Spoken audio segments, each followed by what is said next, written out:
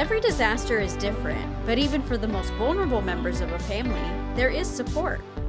With animal safety and welfare at the heart of their operations, the Arizona Humane Society is the state's designated responder for animals in distress during a disaster.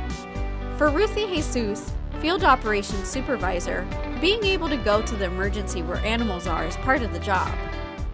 They are temperature controlled with air conditioning. Emergency animal medical technicians deploy and rescue ambulances and provide disaster relief to animals in need. We carry things like oxygen tanks, medical supplies, towels, a very large amount of water, dry food, wet food. We've also got ladders and rescue equipment on the truck as well. Although several voluntary organizations provide disaster resources to the public, it's important to remember that preparedness for pets starts at home.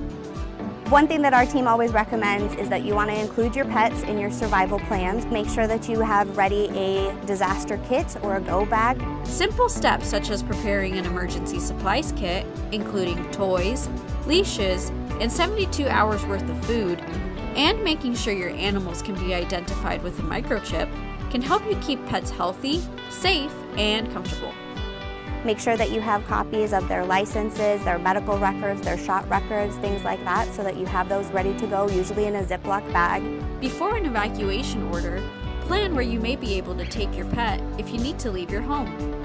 So know some boarding facilities in surrounding cities that might be available to you. Practicing your evacuation plan ahead of time can help make sure your pet stays calm during a real emergency. Take your animal for a car ride and have them get used to their crate beforehand. Pack bedding inside the animal's crate that is familiar to them, either a favorite bed or blanket that they always sleep in, or sometimes even one of your personal sweatshirts or hoodies. During an emergency, stay informed through your local emergency management office and news outlets about evacuation alerts. Evacuating early is always a safer choice for the whole family, including pets. When you are facing an evacuation, it's going to be scary. It's going to be nerve-wracking. You never really know what to expect. But if you have a plan in place and you've been able to prepare a little bit in advance, it's going to go a lot smoother for you and your pets, and you won't be facing a situation where you have to leave your pets behind.